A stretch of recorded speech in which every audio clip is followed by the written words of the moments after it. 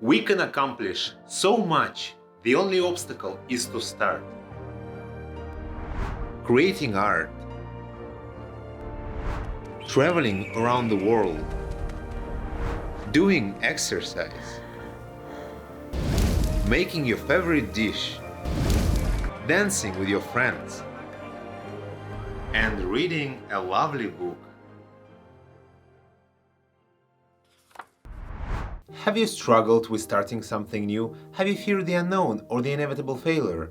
Could it be that you don't see any progress and you lose the motivation to continue? If any of the above sounds like you, welcome to the human race. Everyone, and I mean it, literally everyone, is afraid of starting a new journey without knowing where they're going. But in this video, I'll try to help you start something, get to love it, and hopefully make it a part of your life. So what exactly do I mean by start something new? Well, an obvious example would be starting a new YouTube channel, and this being my first YouTube video. So I'm exactly like you, starting something new. But you might want to start exercising or start reading books or something as simple as start cooking.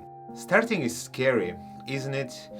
There is so much you have to learn, you don't actually know where to begin, and there is so much information out there, it's so easy to get lost. Imagine you go to the gym for the first time in your life. Everyone's jacked, they know what they're doing, and it seems you're the only one who doesn't belong there. You pick up the weights, but you don't know what to do with them. How much should you lift? How many times? What does this all even mean? This sounds like a nightmare, but a lot of us have experienced this in many areas of our lives. But it doesn't have to be that way. If you prepare and build a little bit of confidence, making first steps will be much easier. However, the worst part is the fear of failure. You and I, we all feel vulnerable and we are afraid to become one of many who tried and didn't succeed. But think about it this way. While failure is scary, it's only because you perceive it to be. Our whole lives, at school, at university, or even maybe at home, we've been told that we have to be perfect, we have to be the first, we can't fail. You can't fail your tests, you should ace your driver exam, you can't be anything less than expected from you. But our lives, you see, they're very complicated. There is so much we don't know, there is so much we don't understand. It's impossible to succeed in everything we do. You know what's the best thing you can do?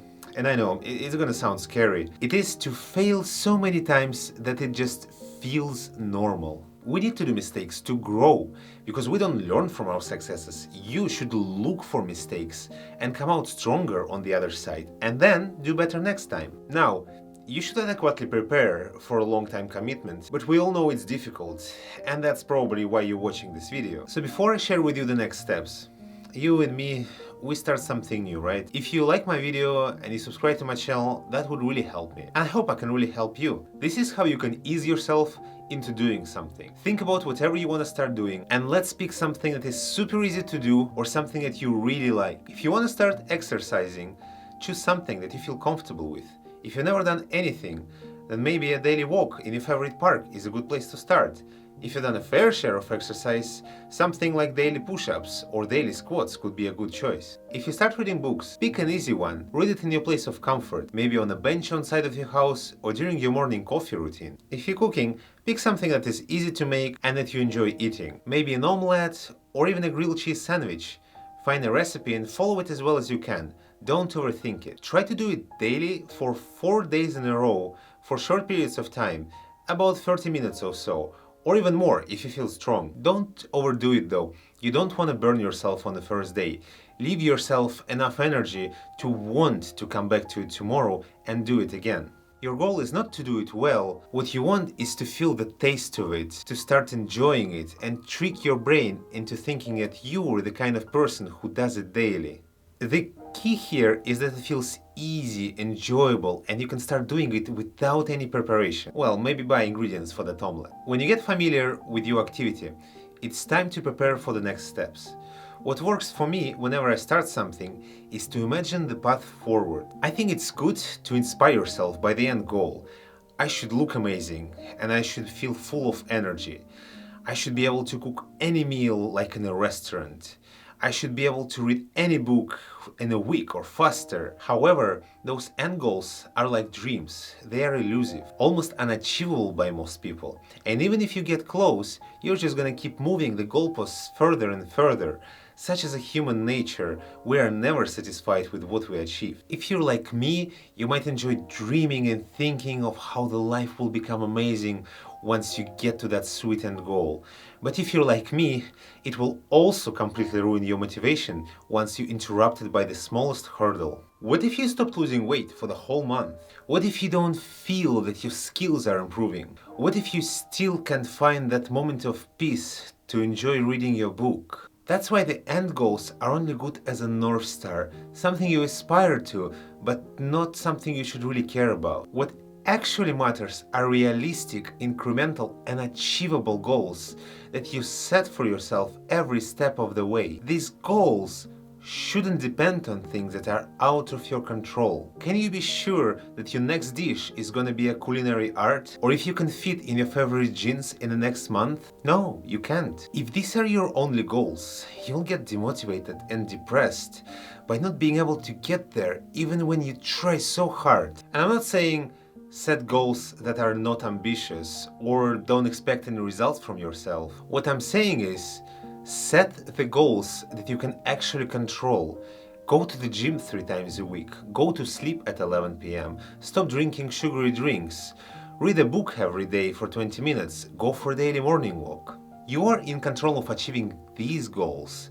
And no matter the results, you know that you made an effort, you became better, and you learned something new. So let's say you started doing something, and maybe you're even enjoying it. What now? How do you move forward? What to do next? So you started cooking an omelette, and then another one, and maybe it gets better? Or does it? Can you even tell? And then you get bored of eating omelette every day, and you start doubting, why are you even doing it? My point being is that you want to have a plan on how to move forward, some kind of direction, a list of things that you want to do. You probably want to find some simple meals recommended for beginners, build some kind of schedule and variety to pick from. Learn a new recipe every week and mix it with the things that you already learned. Preparation and strategic thinking are crucially important for your success. It takes a lot of willpower to collect yourself and start doing something, but it takes even more willpower if in the middle of doing it you have no idea where to go next. In the ideal world, you want to fully focus on the activity once you start doing it, but that means that you always should know what is the next step or in what general direction you're moving forward. Being prepared will make you more confident and ready to take the next challenges. While making sure you don't go doing something cluelessly, keep in mind that over-preparation is as harmful as the lack of it. In the age of overabundance of information, it's unbelievably easy to procrastinate productively. You can watch 1,000 videos on YouTube on the topic and still not do anything, but it feels good. It feels like you're getting ready, right? You can read as many books on eating healthy, but until you actually stop eating while reading that book, the change will never happen. So keep in mind,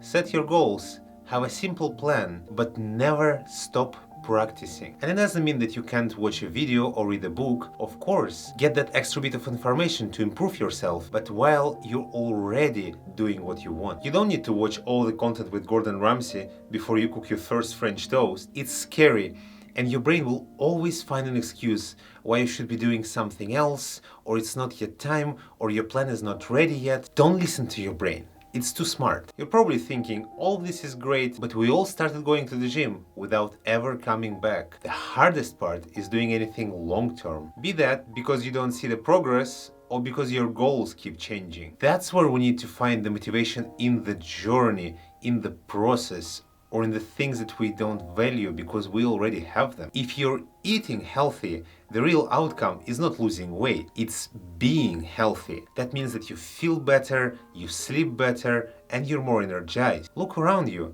and find the joy in the journey. Get your mind off work by doing exercise, wake up by going for a morning walk, find a community of other book readers to discuss your opinions. You have to appreciate the time you spend doing something that is good for you. The longer you do something and the more positive emotions and experiences you attach to this activity, the more likely it will become a habit. And this is what you're looking for.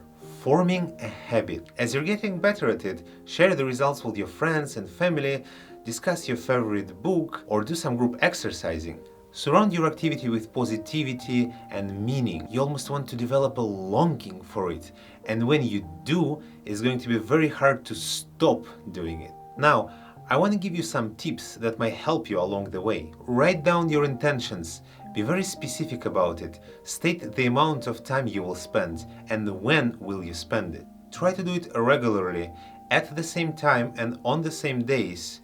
Make sure that you have the time reserved so nothing interrupts you. If friendly peer pressure is something that helps you, state your intentions to your friends and family. Let them know that you're starting and what you want to achieve. Feeling accountable for your words will help you stick to it. Break down your goals further and further until they seem reasonable, attainable, and they depend only on your actions and not on the external factors. Improve your immediate environment so that you can feel better about yourself. Clean up a messy room, fold your clothes, tidy up a desk. This will only give you more emotional energy to begin something new. Coming back to the beginning, the biggest things that stop everyone is the fear of the unknown and the fear of failure. If we knew that we can succeed in whatever we are doing, we would be doing everything. However, we know that 99% of the people don't achieve what top 1% has. But the success is not being in the 1%. The success is being you and enjoying what you do.